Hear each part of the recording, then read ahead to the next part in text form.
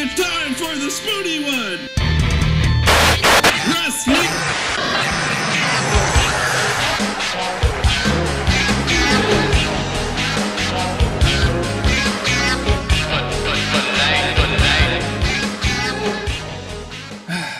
We have watched a lot of wrestling this weekend. We have. It's too much. I say this every time. Raw is too fucking long. You remember at that one point I was like, we still have an hour left. I couldn't believe it, yeah. I couldn't either. Because I checked. I'm like, yeah. We still have the match with Natty to go over. Good Lord. All right. No, we didn't do a SummerSlam review because I was put down with a migraine for, what was it, like 5 days? 5 days at least. And by then we were just like, not topical. People are still asking for SummerSlam. I don't think there's that much to say except for the two big highlights. The first being Jon Stewart screwing over John Cena for the United States Championship. What? Yeah. They actually justified it. They're like... They tried to justify it. They didn't do a good job. He had so much respect for Ric Flair. Yeah. He couldn't... That led, of course, to our great heroic babyface delivering an FU to a middle-aged defenseless man. Yeah. Who was there as an invited guest of the show. Yes, great. And so, yeah, don't even tell me, like, oh, he started it, he hit him with a chair the other night. I don't care. That the excuse that he had it coming is not much of an excuse. No. Not if you're the honorable babyface. You know, you're under arrest, Mr. Cena, for aggravated assault. Oh, no, boys, it's okay. He made me lose a wrestling match. Yeah. The night before. He had it coming. Oh, by all means, then, continue assaulting Mr. Stewart. Yeah. No. It's wrestling logic. I get that. But now, what's to stop Jon Stewart from turning around and suing the WWE for billions? Yeah, you let this fucking white gorilla FU me straight to hell. And then there was the Undertaker and Brock Lesnar match that had one of the most confusing endings I've ever seen. I will give it credit for never having been tried. The tap out that the referee didn't see. The ref couldn't see, was on the opposite side of, and but the timekeeper somehow saw it. Yeah, the timekeeper, who was on the same side as the referee, but at a lower, worse vantage point, saw the Undertaker tap out. Yeah. But the referee, he didn't see it. And for the first time in history, the timekeeper decided to jump the gun. And strangely, Brock Lesnar, also the babyface, like a babyface, did not complain about the poor refereeing. Yeah. John Cena would have complained. Oh, probably. No, he has on many occasions. Like, as I recall, like, last year it was a double pinfall with Daniel Bryan or something like that, or somebody. But yeah, it was a double pin, and Cena complained to the referee like a wuss. But no, Paul Heyman is like, we don't blame the referee, we don't blame the timekeeper. Shit happens, but the point is, you know who won that match. That's how babyfaces act. Anyway. So that was, I think, the most confused any of us have ever been after a match. Like, the bell rings. Some of us, like, until the replay, didn't know what was going on. Nobody did. And I guess that was the aim of it. But, yeah, everybody in the room said, what the fuck? Yeah. If their aim was to confuse, then mission fucking accomplished. And it was a bad idea. If they're going to do a third match, this is how they book. They do one wins the one wins the other, and they do a third match later on. That might make sense to you, but it might make sense to anybody. But in this case, if this is going to be Taker's last match, he should have lost the first two, really, and then come back and done something like, I want one more chance, just one more, and I'll put everything on the line. Sure. You know, or hell, like, say something like... Make it the I Retire match or whatever. Or don't even have it on the line. Say, this is going to be my last match, one way or the other. You win, but I'm going to get one more crack at you. You know, this is... So that way he has nothing to lose. And that way he has nothing to lose. Yeah. So he just admit, like, yeah, you made me tap out or something like that, but we're going to do this one more time. And I'm going to get you this time. You know, like, and I don't know. That was... Instead... Now they have this disputed finish, which makes Undertaker look like a complete heel. Yeah. Well, low blow. Who's used low blows on multiple occasions, who took a tainted win. Now people are like, well, now you take it too. But the thing is, he he won like a heel. You know, he got up from the... He tapped out. Then when everyone was distracted, he punched him in the balls again and rolled him up for a cheap win. Yeah. And Paul Heyman is bringing this up. Like, what coward kicks another man in the balls? And then that same show, he kicks Brock Lesnar in the balls. And people are telling me, you'd kick him in the balls too. I'm like, I'm a heel. There's no way I would... But that's the point, is Undertaker's supposed to be the supreme badass, and he can't beat him. And he hasn't beaten him. Everyone saw the tap out. Yeah. So, like, a coward heel hides behind technicalities like that. Yeah. And it really undercuts any menace the Undertaker's supposed to have when he can't even win without, you know, it doesn't undercut the balls. It doesn't undercut his menace, but it's a heel move. You know, you can have a menacing heel, obviously, but... Yeah, but usually menacing heels, at least... part of the time will win clean because they're so strong. You'd think. Triple H is really the only heel who usually ever won clean. Well, for the longest time, Rusev did. That's true. Although he was the best babyface in the company, so whatever. Now they've announced the rematch at Hell in a Cell with no fanfare. The Brock Lesnar Go to Hell tour, which they just like, oh yeah, that climactic blow-off match is going to be at Hell in a Cell. We no smoke and mirrors, no Undertaker's dong, none of that. So I guess I don't mind that much. It just seems strange for the climax of this gigantic years-long feud to just, oh, by the way, Brock's... It's just happening. It's just happening.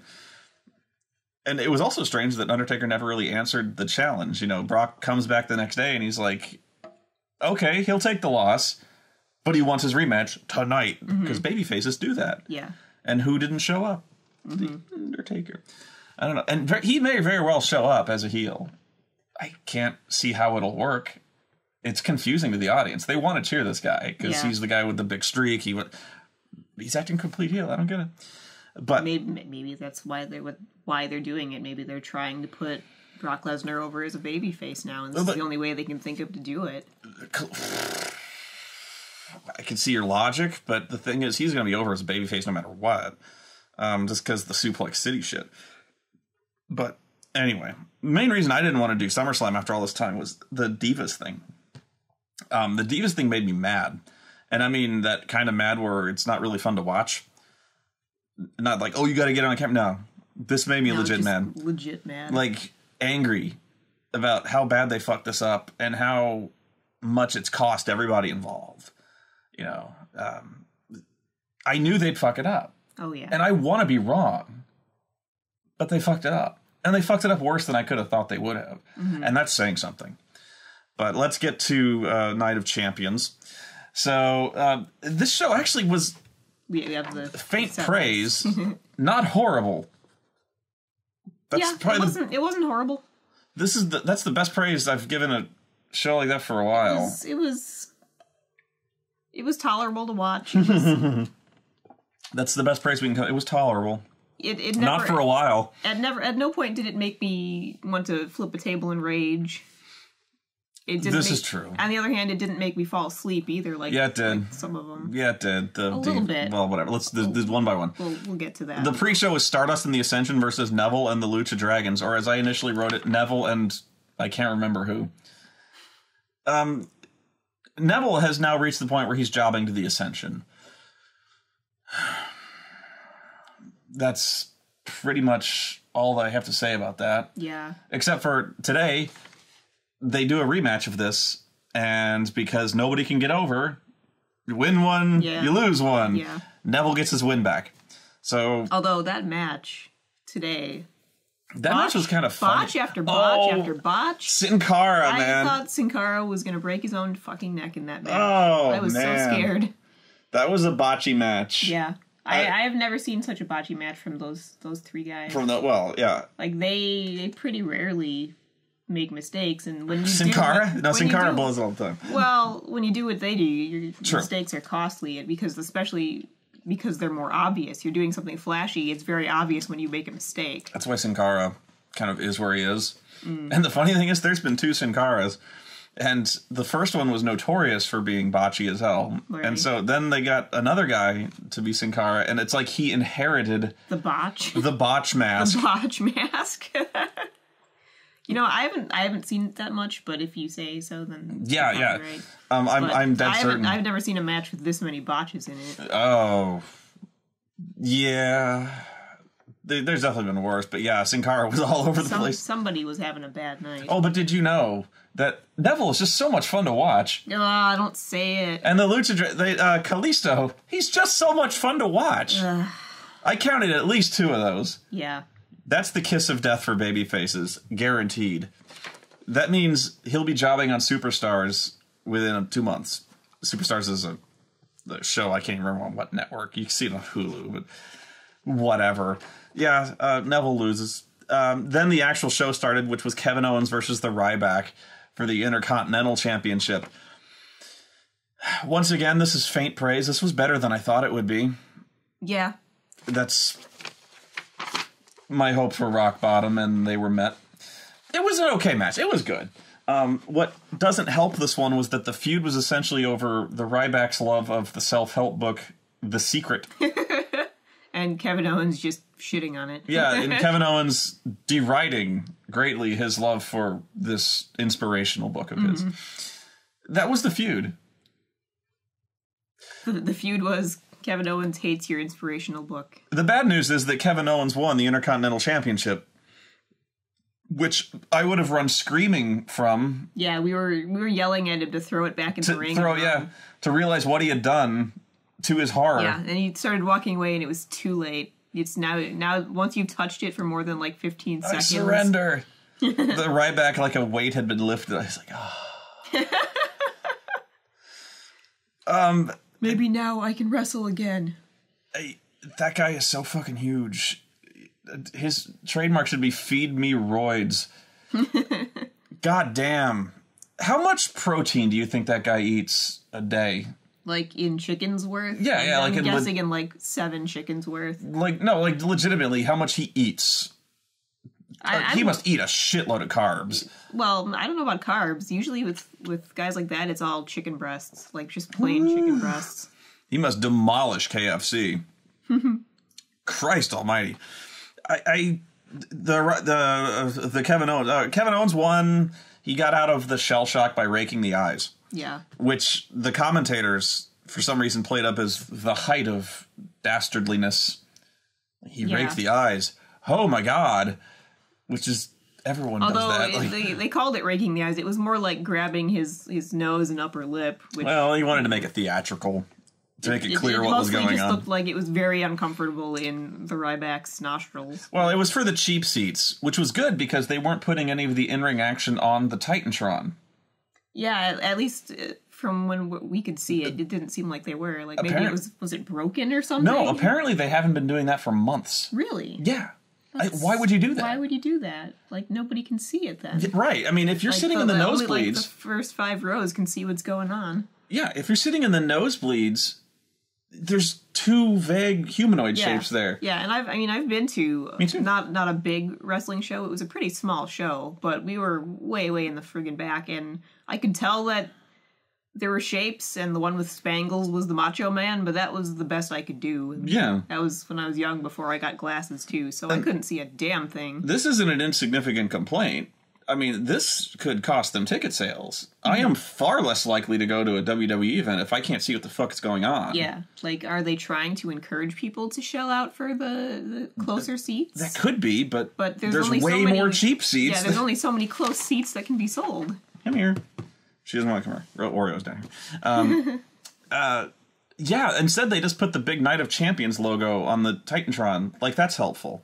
I don't know what the reasoning is, but that's the reason why Kevin Owens had to gouge his eyes out like he was peeling his face off. Like he was trying to scoop out a pumpkin. Yeah, so the cheap seats are like, oh, he did a thing. So, yeah, he's the new Intercontinental Champion. Good luck to you, Kevin. Dolph Ziggler versus Rusev, accompanied by Hot Obedient Summer. Who could possibly care about this? I dreaded this match. I was horrified the moment Dolph Ziggler stepped out and we realized he had Lana airbrushed onto his crotch. Yep, he had Lana on his balls. Lana on his little Ziggler. All right, look, I'm never going to wrestle. All right. But I promise you, as touching as it might seem, I'm not going to come out with my tights on with your head airbrushed on my nuts. Okay, that's good. Underneath the tight, maybe, but like your April underwear. your face is not going to be like front and center of my dick, unless it's real. Hey, no. Why? It wasn't a good airbrush either. No, just why? But that you had to look at it to see that it was bad, and then you now I'm realize forced to what look you're at looking it. at. And this is from a feud where the week before we almost saw Dolph's little Ziggler. Mm-hmm. Way too we close. saw way for too that much one. of his tan lines and way too much of his bikini wax. We screamed. We did. We screamed so loud that the dog got upset. Oreo started barking at us because she thought we were being murdered. Yeah, that was legitimate horror. We weren't playing like, no, we were screaming like, I'm blind. Wow. And now the feud is just, I don't know what the fuck is going on. Yeah, like I said, if they just partner swapped, all their problems would be solved. That's the thing is, they don't seem to be in disagreement here. Yeah. It seems like Dolph is, after initially denying it, is now just actively fucking Summer. Yeah. Giving her expensive presents. Yeah, and Rusev is yelling Lana is mine. Yeah, he wants Lana. Just trade, you guys. You're good. And honestly, it's like the ladies seem in agreement as well. It kind of seems like she's pining after Rusev, and Summer apparently is actively fucking Dolph. So just get together and be like, trade? Yeah. I think it would go off well. But nobody knows what's going on with this. The commentators are like, he's giving her presents now. What the fuck is this? And is Dolph still a babyface while he's two-timing his girlfriend? And Lana apparently was tweeting pictures of her pretending to watch the television, so happy that Dolph won his match. Yeah. And yet he was clearly on SmackDown clearly delivering her expensive diamonds. Mm-hmm. Which she is wearing to the ring. Yeah. Does she care about Dolph, or does she just... Like I don't know. Why is she wearing them in the presence of Rusev? I'd be kind of pissed. Yeah, especially after she cost Rusev the match, and yet she continues to wear them. Mm-hmm. Nobody knows what's going on. Yeah. The commentators have no idea what's going on. They say so. I have no idea what's going on. How the fuck could I possibly care? Mm-hmm. Even if I knew what was going on, I don't give a shit about Dolph Ziggler, fucking Lana, or anybody else. Yeah. Dolph was terrible in this match. He was bad. They were better on they were better on Raw. A lot better. Yeah. But that match between Dolph and Rusev, ooh, bad. Yeah. I got pretty bored during that match because it was just... You were confused. Yeah. How could you get invested? You're just like... Well, that because just about every Dolph Ziggler match is watching Dolph Ziggler get thrown around and then he flops around like a clown. Yep. See, you seen it too. So it gets really tiresome. And they always do something. They always end the same. For the last 3 fucking months, this feud has been going on. They'll wrestle and all of a sudden one of the ladies will come up jump on the apron, distract one of them, cheap roll up, and the guy wins.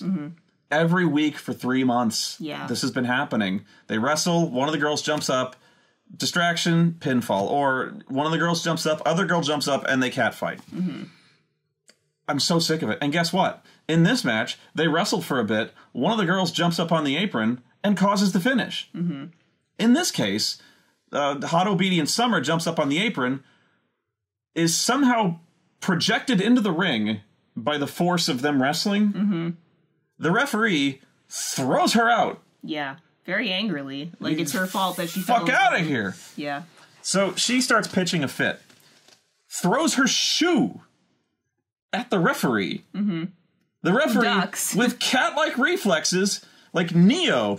I don't know how they practice that. He ducks the shoe, which smacks Rusev uselessly in the chest. Yeah. Rusev looks betrayed by this action. Like that's the first time Rusev has had a high heel against his chest. Right. Ooh. Nice. But he is so stunned by this impactful shoe that Dolph... Was it a roll-up, or did he just super kick him, or what? I can't remember. He hit the zigzag. I was just so busy going, what the fuck? Well, whatever. It was the same finish as every other week. Nothing has been resolved, as evidenced by Raw, where, again, the other guy won, and nothing has been resolved. This is going to go on for WrestleMania. Yeah. This will go on forever. I don't care who ends up with who. You know, honestly, I hope this ends up with a 4-way. And Summer was still wearing like a sexual 4-way. A sexual 4-way? They should probably just all fuck. They should get it out of their systems, I guess. Just work it out. Yeah. Just become a polyamorous set. This has ruined all of them. Mm-hmm. All of them. I hate Dolph Ziggler now. His character. Yeah. I hate him. Yeah, I'm starting to hate him too, just because, like, there's no good guy in this, really. Hot Obedient Summer is like the only one who comes out of this looking not really promoted, and she is the last one of them that you want coming out on top here. Yeah. Rusev has been destroyed by this. They've turned Rusev from the unstoppable beast to a comedy heel. Yeah, now he's a clown. Now it's a matter of time before he gets a dancing gimmick. That's what always happens.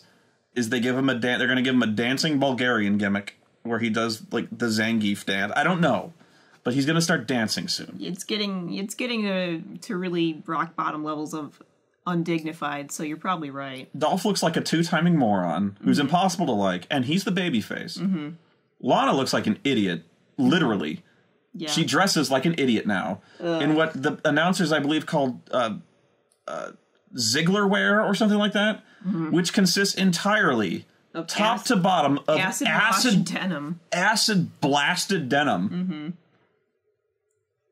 Mm-hmm. Wow. Yeah, acid blasted and airbrushed. It's horrible. Yeah. Just horrible. Nobody buys it. She looks so silly. Nobody buys it for a second. Nobody buys that Lana would ever hang out with a dweeb like Dolph Ziggler. No. And that's not me. The audience looks at this and they shit on it. Like, honestly, way back when the feud was Rusev and Cena, I could have expected this angle. Like, what, Lana? Well, I could have seen Lana being attracted to John Cena. So could I. No, like, go on. Even if it wasn't like Cena trying to seduce her away, I can see her being like admiring him so much that suddenly she turns on Rusev because she wants to be good. Instead, a traitorous babyface turn. That's new. Instead, they do it with Dolph Ziggler, and it's stupid. Yeah, stupid is the key word here. But yeah, people look at Lana and they're just like, she's too good for you. Yeah. And they're right. They are right. Lana is ruined by this. Mm-hmm. The only way out for her is to go back to Rusev, and now we're just back to square one, which may not be the wrong way to go, but whatever momentum they were putting behind her, gone. Especially since whatever match they had planned was ruined. Allegedly, she broke her wrist in training. Mm-hmm. So that's gone. Now we have a love triangle or quadrangle. In which one of the key pieces of it is out. Yeah. Okay. Who won? Dolph won. Yeah. No, it doesn't matter. No. Because the very next the other person won on Raw. I mean, this is why it's frustrating. One of the many reasons why it's frustrating is nobody gets over. Yeah. Whatever they do on the pay-per-view is undone the night after. Yeah. So we're just back at the steady neutral. Yeah. You know, it sucks. It's a steady state universe where nothing ever changes. Then it was the New Day versus the Dudley Boys for the tag team championships. This was a good match. That was a good match. It was a good match, and I bitch about this concept. So many of the ECW alumni, the Dudleys, they put on the same fucking match they always do. That's probably true in this case, but the New Day is just so awesome that it didn't matter. Yeah, they've become really entertaining. They're the best thing in the company, and they were so terrible when they started, when they were not heels. Oh yeah. But it was so obvious to me. They're so funny now. Yeah, but they're so great. Obviously, they had to lose. So yeah, and the thing is, I don't care. In this case, I was so happy the Dudleys did not win the fucking titles after all this time. Any other case, this was a blatant disqualification. Like, they'd set him up for the 3D and Xavier just ran in for the blatant DQ. Yeah. That's a bullshit finish any day of the week, and it was bullshit here, but I was so happy they walked out with the titles. Mm-hmm. And the crowd got what they wanted. They got Xavier 3D through a table. Yeah. Which was awesome. And also, the New Day are hypocrites. they had the Dudleys beat up, and they wanted to get the tables. They wanted to get the tables, yeah. What happened to saving the tables? Because they're nefarious, you see. They're heels. They lie. But Raw was where I laughed my ass off on Raw, where they come back out and Xavier is just selling a beating. Imagine that, a guy selling a beating after a match. Yeah. John. How often do we see that? Big match John. Where the fuck did that come from? So Xavier limps his way to the ring. Says, oh, God, my spine. Yeah. And he comes to the ring with a lab bag from Quest Laboratories. With a square-shaped chunk of table, which he then claims they had to extract, quote, from my buttocks. Because he got 3D'd so hard to the table, a 4-inch square of table was lodged in his buttocks. I'm surprised they actually said the word buttocks. I was expecting them to say bottom or something. My bum. That would have been funnier, actually. They extracted this from my bum. Or something like that. They actually said buttocks, though. If I was doing this, I would have had the lab bag, like, the table, like, be a mixture of blood and some brown substance. Because they would never let you show that on TV. They extracted it from his buttocks. And then Big E, who is rapidly becoming awesomest promo ever, whenever the crowd reacts, he's so... New Day sucks. He's like, no, we don't. No, we don't. No, we don't. They brought up the people who signed the Save the Tables petition, like Bill Nye the Science Guy and Barack Obama. And because it's Texas, they booed this. And he goes, very seriously, don't boo the president. Don't you boo him. Because he was offended by this. But on Raw, they put Xavier through a table. And he's like... They're a menace. They have to be stopped. And there's only one way that we can stop this. We must build a wall. A strong wall around Dudleyville. We must protect our furniture. I laughed and I laughed. Yeah. But the way his eyes bugged out, we must build a wall. A big wall. And I'm like... So, of course, they had a rematch, because why would you bother watching a pay-per-view when they just have the same match the next day? Actually, what did they do? It was a 6-man, wasn't it? Yeah, they brought out, New Day and Rusev versus, who the fuck did they fight? The Dudleys and Dolph. Yeah. Right, that's how it went. Jeez, blanked on that one. Yeah. That was a really good match. It was way better than the Rusev-Dolph match by itself. Yeah. Just because the New Day was involved. Xavier's trombone gimmick is probably the best annoying heel on the outside with something noisy gimmick. That a few guys have done that, like Fonzie, who outside in ECW, who would just blow a whistle constantly. There was Melina from Eminem, who would just shriek at the top of her lungs. And if that sounds annoying... Oh, it was worse. I've heard it. It was bad. Oh, yeah, I was watching that one pay-per-view, and you were in the other room, and you're like, what the fuck is that? Yeah, that was the most horrible sound I'd ever heard. Yeah, apparently she can just scream like a banshee, and Vince hears this and goes, God damn it, she's got to do this every week. No, she didn't, but she did. No, so, but the of all the noisy, annoying things you could do, the trombone's probably the funniest. Especially since he's so bad at it. He starts playing Rusev's theme. He started playing the Rocky theme. When they were making a comeback, he started playing the Rocky theme. I'm like... The Final Fantasy victory music is the best thing ever. This guy is legit. This guy's a legit geek. I don't love it. That's pretty much... We must build a wall! They're trying to save the tables. I gotta sign this petition if there's no way to do this, because this has to keep going. I think you and I are destined to do this forever. I seriously hope they don't lose the championships, but honestly, maybe it doesn't matter at this point, because they've surpassed. This is the best act going. Especially of all the tag team stuff. Yeah, and what's weird is they're not even so much a cartoon. I believe them. I believe they're real. They're real people. That this is just how they always act. Yeah. I really do. They're having a good time. It's positivity. Yeah. If I was with those guys... Drinking milk out of the champagne glasses. And If I was with those guys, I'd be acting that way too. It's too much fun. They don't want to put us through tables. Fuck the tables. Like, you're like, no, save the tables. But fuck, they know, like, we just playing... Who would want to be with that? A guy who plays trombone during a match. They're so happy when they win. They're jumping up and down. They celebrate. Dude. and dancing. Power positivity, man. I'm with them. I swear to you, I would be. It's working better for them than it does for Bo Dallas, that's for sure. If this were real, I totally would... I believe it. Then... we fell off a cliff with Nikki Bella versus Charlotte for the butterfly belt. This is where I will attempt not to get legit uncomfortably angry. Fuck this. This was a shitty match. This was a bad match. And it was shitty and it was way too long. Yeah, too long would be the... Like, I think at this point I started looking at my phone, and I kept looking up to see if it was over. No, same thing was going on every time you looked up. Yeah, every time I looked up, it was just leg. Nikki Bella takes the advantage immediately, starts working the leg, and she proceeds to work the leg for 3 years.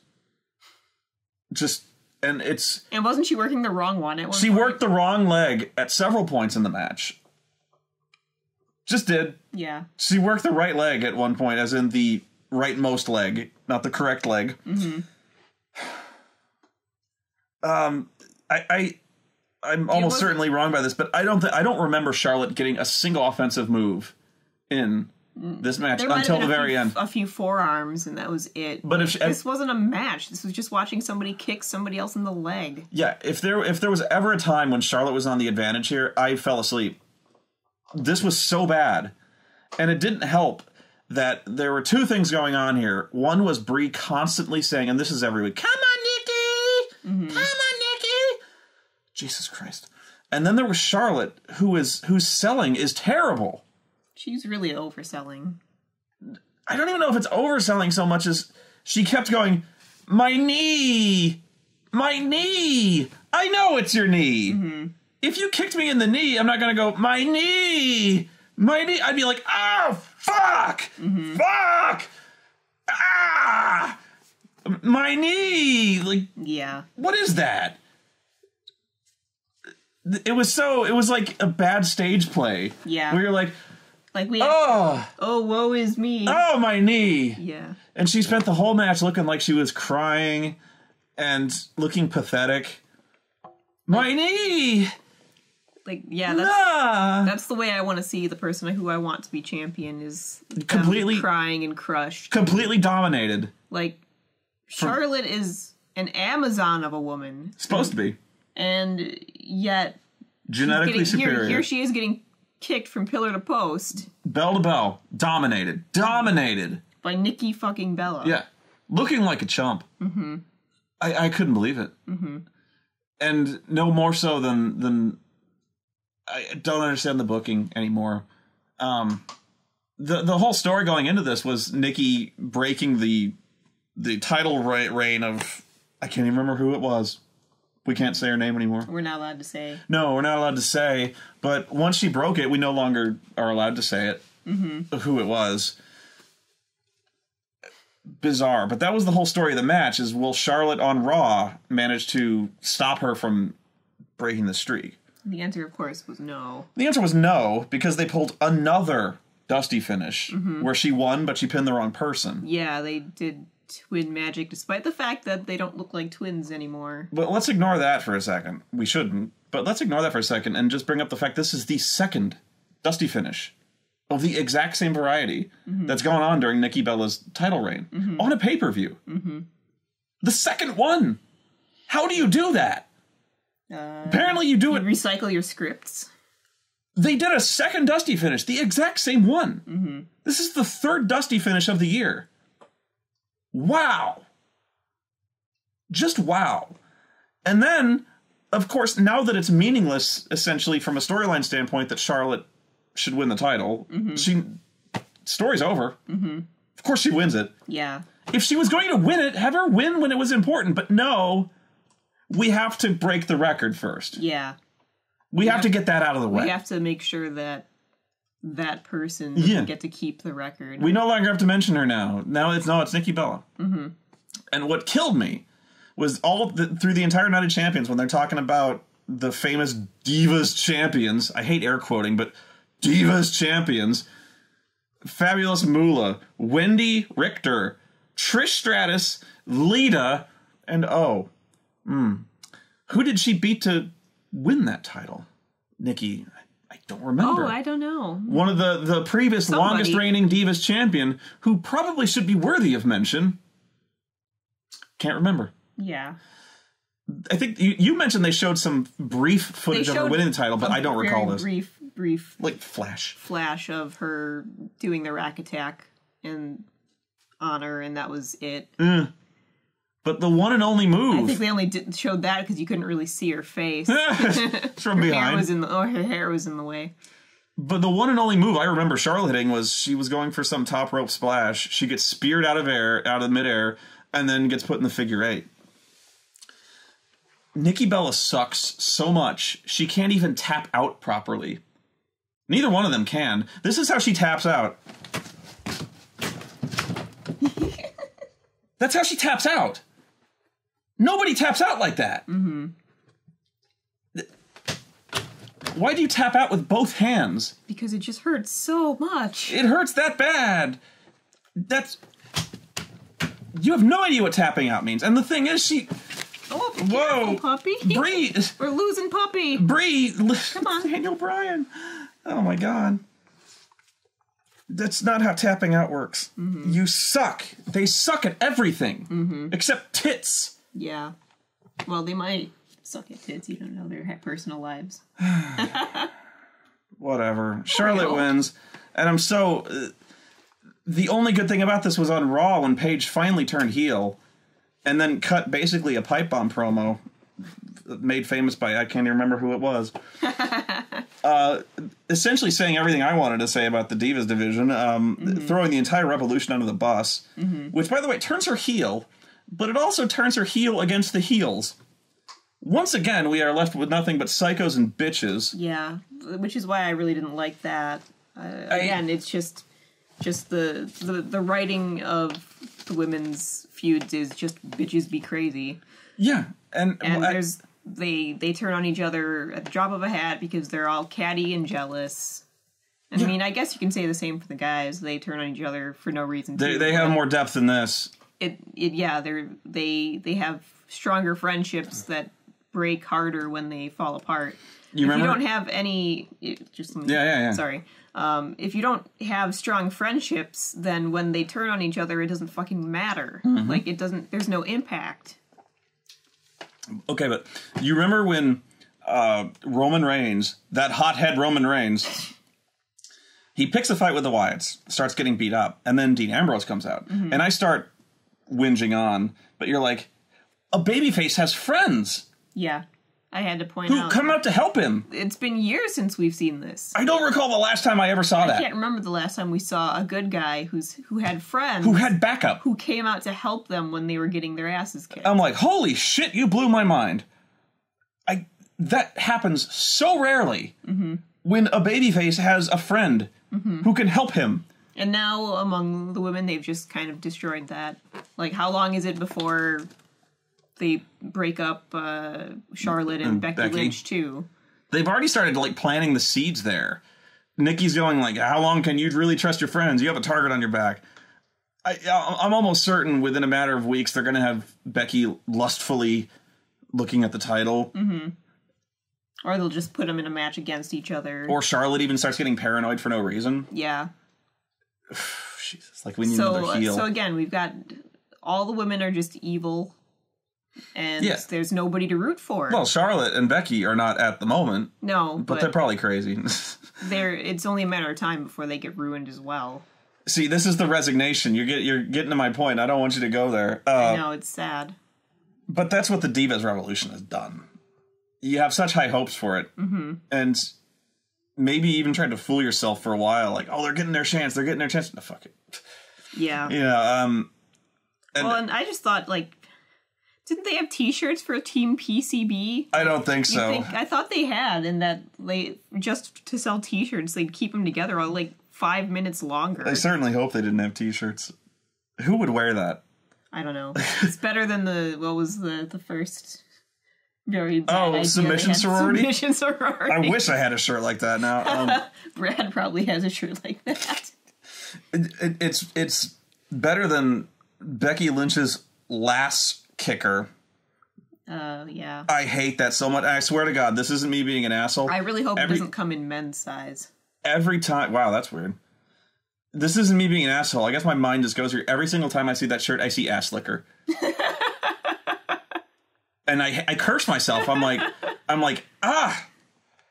it says, but it's so bad. I would rather it said ass liquor. That would be intriguing. I would want to know more about this. Well, the last kicker makes me just go, ugh. Charlotte's woo shirt looks like it says wood. It says wood. By the way, Charlotte cannot woo. She cannot woo. She's not the best wooer. Seriously, if I was a Flair, I would spend days just wooing until I got it right. Under a waterfall, meditating. Yeah. You have to get this right, and she did not. It sucks. Woo! Like, you gotta... You have to, from the diaphragm, get it. I don't want to do it because I'll max out the mic. Woo! Charlotte wins with one move. Yeah. I can't. It's so bad. All of it. It's so bad. They've just turned them into a bunch of girls. You know, there's High nothing... school girls. There's Middle nothing... school girls. There's nothing special about them. They just came in there, and they're just having shitty matches with the Bellas. When they must be confused. You know, they must look at the NXT shit, where Sasha Banks and Bayley are having the most amazing match as the main event. And then they look at the four ladies, or however many, and they're just like, these matches are shit. What the fuck? And there's one constant in these shitty matches, and that's the girls who were there previously. They can't work miracles. Yeah. You notice the girls you brought up can wrestle awesomely, but they can't carry sacks of shit. Yeah. Which brings up Natty, who has showed up on Raw, and Natty's triumphant return resulted in her being beaten cleanly by Naomi's ass. Her finisher is she hits you with her ass. Yeah, when your finisher should have Scooby-Doo sound effects with it, it's not a good finisher. She jumps in the air and hits you in the face with her ass. Yeah. And you have to stare at... Spoonie.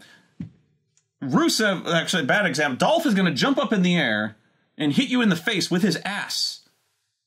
And you have to look at the lights for the count of 3 for that.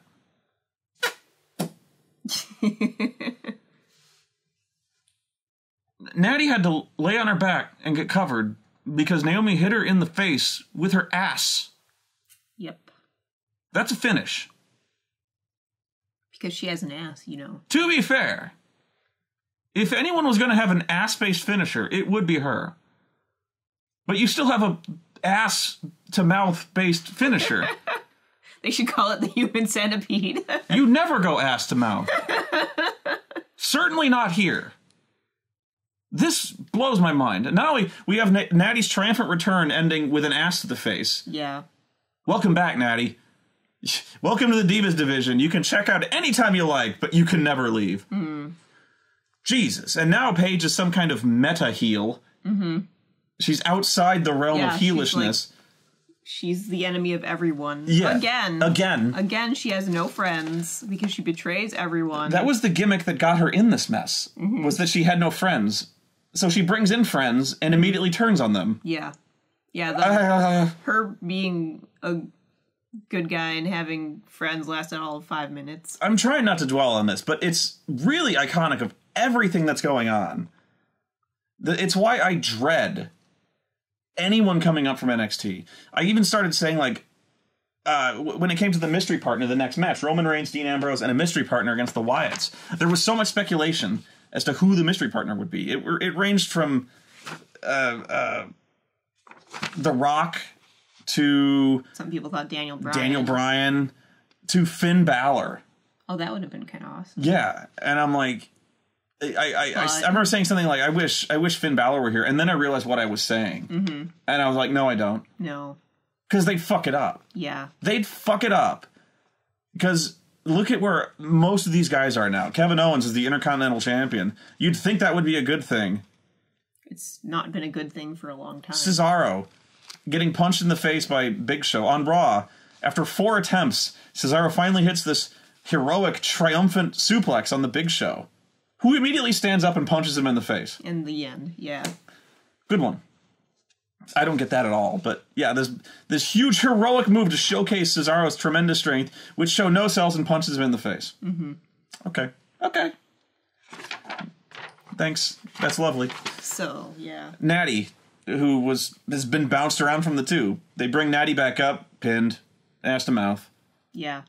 Why even bring her back if you're gonna just do that? The Ascension made into clowns. Neville is now jobbing to the clowns.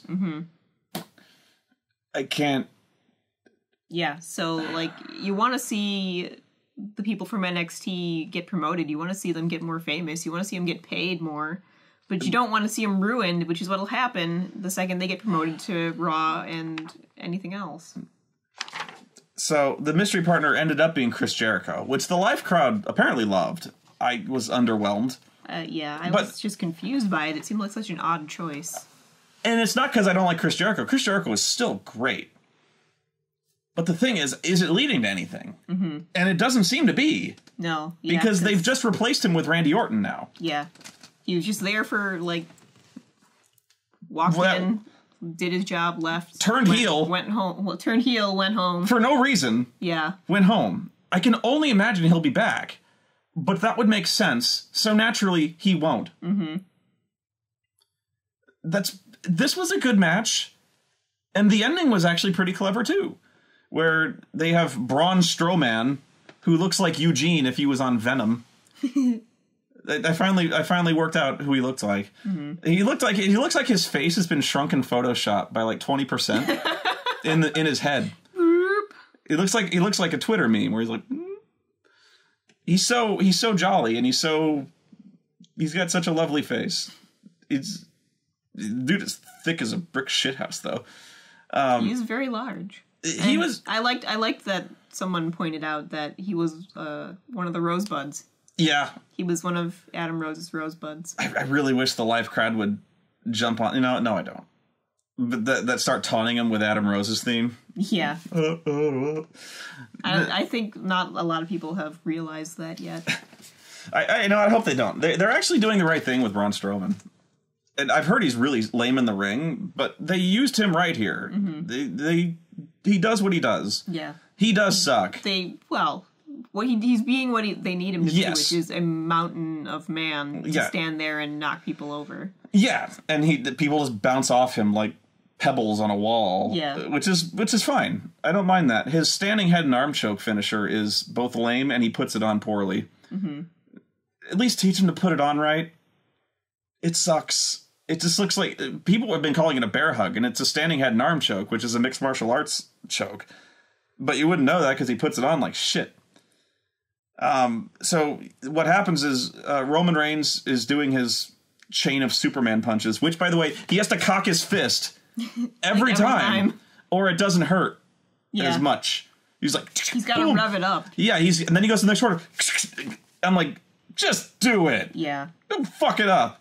So they've actually kind of done a lot of damage to the Superman punch because everyone starts taking like 4 to put down now. Yeah. Which is bad when it's one of your 2 moves. Yeah, that's the only 2 moves he knows. Yeah. Which is got that and the 3, spear. Well, 3, and the apron drop kick. Yeah. But I don't even consider that a move. That's standard. But yeah, he's gonna spear him. They finally got Braun Strowman like at his mercy, gonna spear him. I think he spears him once. He's gonna spear him again. So then Jericho tags himself in, hits the lion salt, and Strowman propels him through the ceiling and chokes him out. And, the other guys are like, what the fuck? Oh, that sucks. And Jericho, like, pushes past him like he's pissed. So kind of clear he was turning heel, and then this week, nah, whatever. Yeah. Iron voices and like, yeah, next day, is he here? Nope. Nope. It's Randy. Like I said, he cashed his check and went home already. Apparently. I could have sworn the only reason he showed up is because he had some kind of movie or book to promote. But I didn't hear anything about that. That happened. The Wyatts win. Okay. Then we had Seth Rollins versus John Cena for the United States Championship. Why was Seth Rollins defending his titles back to back? Because reasons. That seems unfair to me. Yeah. It seems like they're It seems like the authority is setting him up. Like actively setting him up now. But the thing is, they're not. Yeah. But they are. It's so confusing. Yeah. Because there's segments where he goes... Whose side are you on? Well, there's segments where he goes backstage, and he's like, what the fuck? What do we do? And Triple H will start giving him attitude. Like, yeah. You need to man up, son. He's like, man up. You're the man, aren't you? Aren't you? And he'll be like, yeah, I'm the man. And he goes out there, and Stephanie and Triple H look at him like he's a fucking idiot. Mm-hmm. Yeah, they just kind of shake their heads at like him. They're setting him up. Yeah. But the thing is, they're not. Yeah, they're more like... He's still their boy. Yeah. You know, I'm like, are you on his side or not?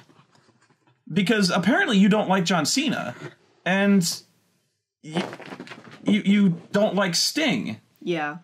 They hate Sting. So why are you setting up Seth Rollins? Yeah. I don't understand this, because when they have the segments, they're clearly condescending to Seth. Yeah. Like they don't like him. Yeah. Like the whole thing is still that disapproving parent gig they've got going. But they're either on his side or they're not. Yeah. Do you want him to lose the championship? The answer is, I would think no. Yeah. So you'd think they'd... But they... At one point they were pulling everything they could to help him cheat, and now they're like, no, you gotta go win clean. They were, back to back. And that's fine. I could see that. Like, they want their representative, their guy, to be a worthy champion. You'd think... kind of get that. I'd get that if they had ever wanted that before, but they never have. But I can see why they're like, you know what?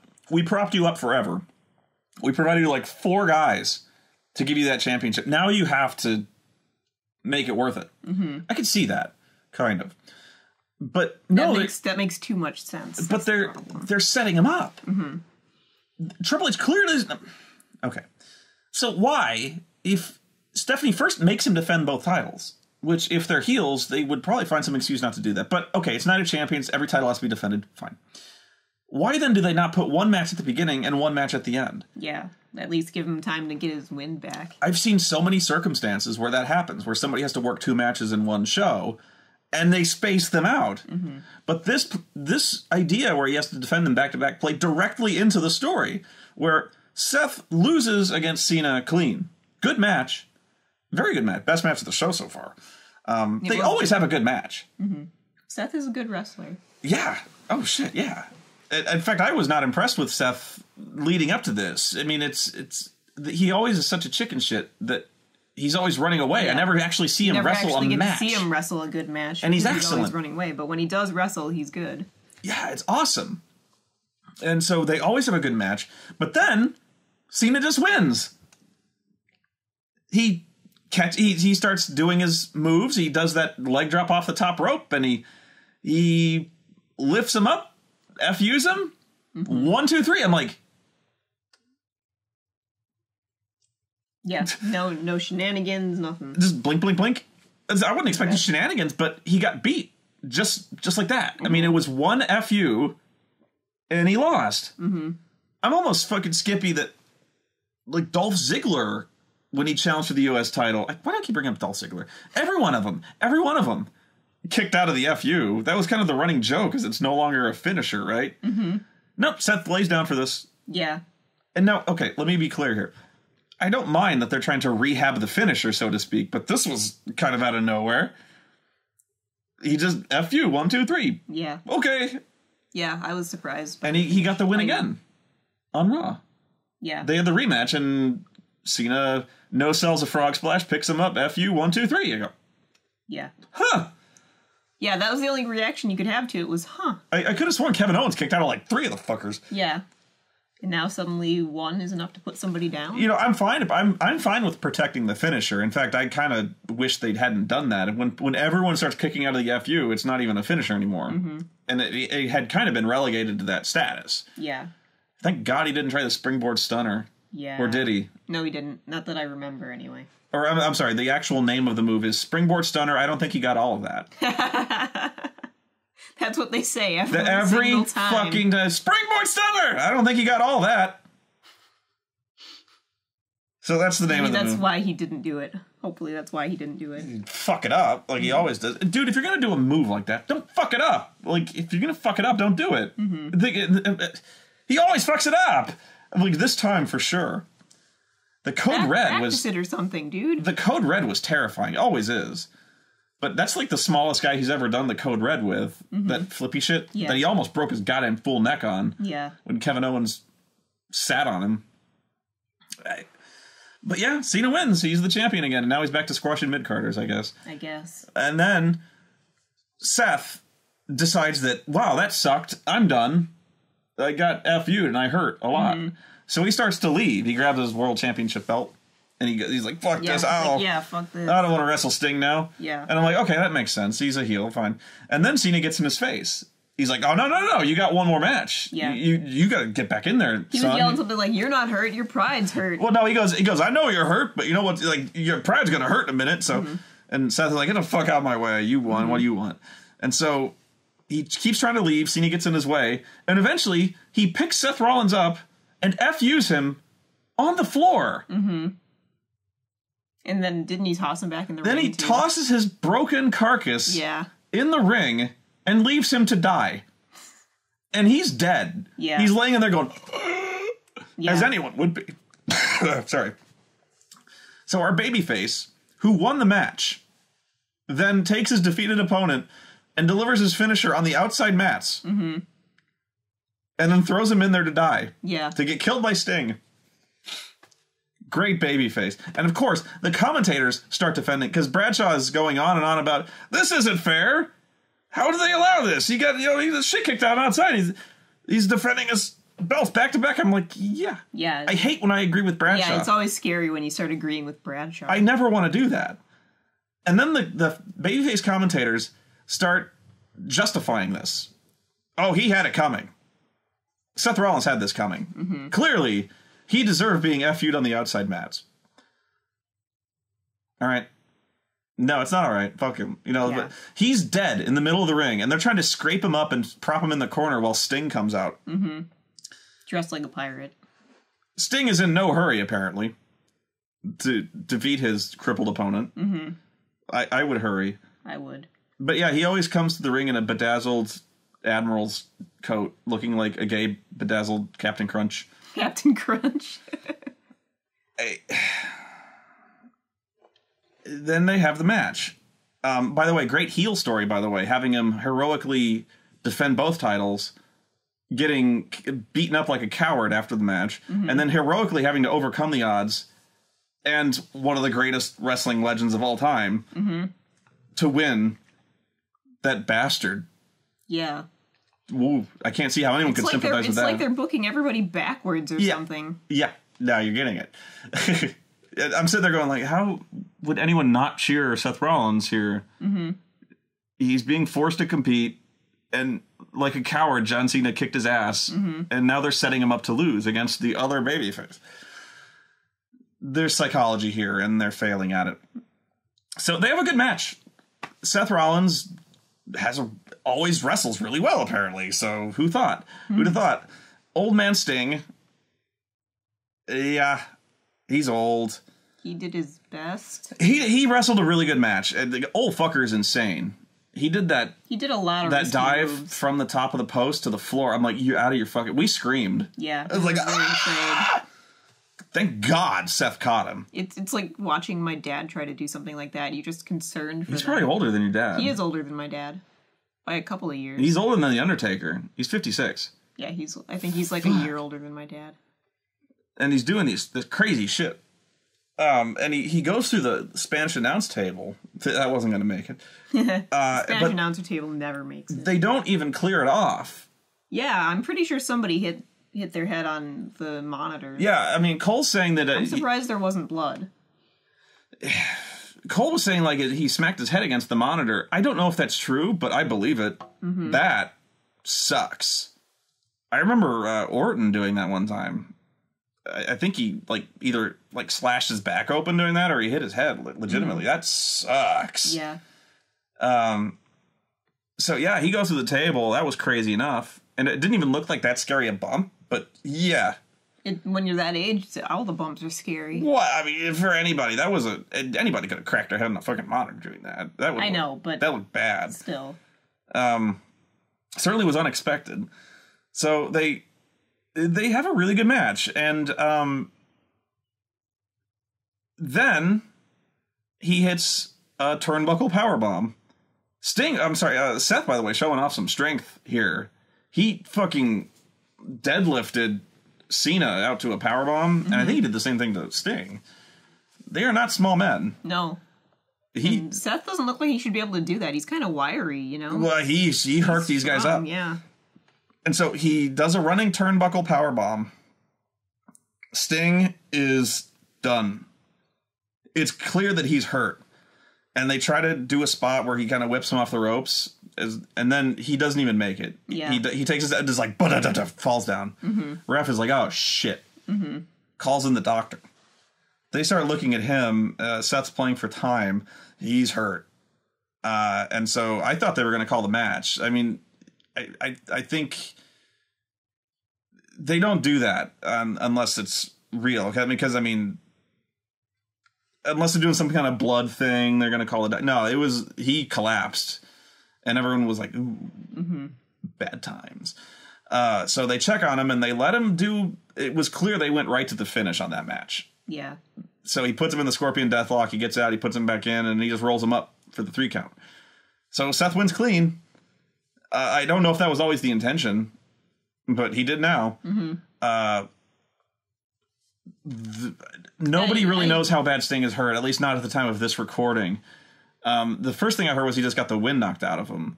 Now I'm hearing that it's a pretty serious neck injury that will be his career. I hope that's not true. I hope he's fine. But yeah, it looked bad when he hit that turnbuckle. It was brutal. It was brutal looking. They all do. That's actually a deceptively stiff move. You remember when he was doing that to Dean Ambrose in their ladder match? And he delivered like 3 of those into the barricade outside. Yeah. He just runs. He ran all the way across the ring outside and just hurled him into the barricade. And they were dirty, man. He didn't land like flat. He landed like shoulder and neck. Yeah. He did this like 3 times. And it's really hard to catch yourself on those. Yeah. Like, you basically can't. Well, you're not supposed to. You land the way they throw you, so... And then he running powerbombed him on a fucking pile of chairs. Which, of course, Dean Ambrose got up from, like, a minute later. But, yeah, Sting didn't do that. No. Yeah, he was hurting. I really do hope he's okay. Yeah. Yeah, as much as I criticized Old Man Sting... You don't want to wish ill on I don't want to wish him hurt. I give him full credit. He worked a really good match. I was not expecting much again, and that he really delivered. Very good match up until the end, which was a shame. So I thought the show really. I said it was good. It was really not a very good show, but the end of it was good. Terrible expectations. The last 2 matches were excellent, and I love the New Day shit. So I came away from that in a pretty good mood, which is saying a lot. Yeah, that's true. I've come away from the last few shows fucking pissed. Yeah, I've come away from the last few shows either pissed or just exhausted. Like, I'm ready to go to bed and never wake up now, exhausted. Well, you remember after Brooklyn, the NXT Brooklyn thing, I was saying, I don't want to watch SummerSlam. It's not going to be as good. It's not going to be anywhere near as good. Yeah. It's going to piss us off. And it did! Yeah. The only saving grace at SummerSlam was the fact that we were at a friend's house and there were multiple people there, so we could all like riff it together. Yeah. Had we been here, just the 2 of us, we probably wouldn't have gotten through it. Well, I did forget there was Undertaker's. That was amusing. But that was funny. It became a great meme. Yeah. But But still, like, if it had been just you and me alone, that would not have been fun. That would have been a slog. Yeah, you gotta watch these with friends. I don't regret watching this pay-per-view. I was actually fairly entertained. Yeah. Which, that's a huge accomplishment for them. Yeah. I felt energized after watching it rather than tired, so that's always a good thing. We felt tired. The two before this, I felt fucking pissed and tired. And this one, I felt confused. The SummerSlam, I felt confused and tired. Like, how am I going to explain this? This one, I felt pretty good. I had fun. You know, there were bad moments. There were okay moments. Oh, that Divas match. And that Ziggler. But it still managed to surpass our very poor and very low expectations. So NXT Brooklyn, though, was amazing. That was amazing. If you haven't watched it, you know, I don't want to go match by match down that one. I'm not going to. But they were pretty much all good matches. I can't remember a bad one. There wasn't a bad one. I had no hopes for Baron Corbin and Samoa Joe, and it was very good. It was the best match of Corbin's career. It was very good. I thought the wrong guy went over, but that's just my nitpicky booking. Bayley versus Sasha was fucking amazing. That was one of the best fights, period, that I've ever seen. Yeah, it is literally the only time I've ever seen anyone pull off a reverse Frankensteiner where it didn't look horrible. I still screamed in horror. Yeah. I was like, ah! Because, well, it looks like it's about to murder somebody. It usually does. That's a neck breaker of a move. Even when it was a move, I always said, like, luchadors and stuff always try to do that move. And even when it's done perfectly, it looks like shit. It looks botched. The reverse Hurricane Run and stuff. It looks terrible. It does look like death. It looks like grisly murder when it's done. Mostly because it's never pulled off right, and they break their fucking neck. This one was perfect. Yeah. It looked great. They made the title important. Yeah. The way they celebrate at the end. Bayley's story has come full circle. It was great. They both put on a hell of a performance, but I just know everyone on Raw, you know, Vince is like, what the hell is going on? These matches suck. We gotta keep the belt on Nikki. Not understanding that the problem isn't by making one of the opponents better, you still have Nikki. You still have Alicia. Yeah, you still have... It's not an averaging effect. Yeah, no, adding good people doesn't make it better. It means that the good people are now made worse because they have to try and carry people who suck. Unless you have someone of legendary quality, the match is as good as its weakest link. It's called being carried, as having somebody really good making somebody else look better. They're not doing it. But when they have matches, the NXT girls have matches with each other. It's fucking phenomenal. But, yeah... It really is a stark contrast. Watch that show. One, you won't regret it, and two, it is so stark a contrast to the match quality. Anyway, I'm rambling. Watch NXT, please. Yeah, it's better. And you can see Finn fucking Balor, who is I say he should have been main eventing WrestleMania last year. I think that's what I was saying. I was like, oh no. Yeah, that's when you were saying that, and then we realized, no, we don't want that to happen. Can you not see the dollar signs? Yeah. In this guy. The merch you could sell weekly. Anyway. But they'll fuck him up. They'll sell the merch, and then they'll fuck him up. Oh, I hate hearing you talk like that, because it sounds like me. I need your optimism. I'm sorry. You've been worn down, though. Yeah. You came into this fresh-faced, innocent, wanting to learn more, and now you've learned more. Yeah. Well, now I've gotten to the point where watching the show feels too long. It is. It's always been too long. Like we were just talking about at the beginning. I could not believe it when you told me we had a whole other hour to go. You know what it is. I was like, I thought we were at the end. Why does this feel so long? Well, I'll tell you another reason why. Is because normally we have like 45 minutes of buffered space between when it started. So we start usually watching at like 7:45. Yeah. Or later. Yeah, so we have commercials to speed through. Fast forward through commercials. Those commercials are some of the longest stretches of boredom in my life. Mind-numbingly bad. There are so many bad commercials now. Yeah. Most of them involving cock. Like there's a commercial for a Payday bar, which has a censored bar.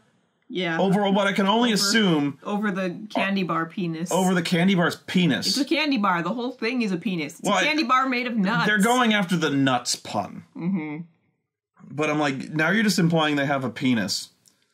Then there's a Pop-Tarts commercial. Where do you think mini candy bars come from? I don't care.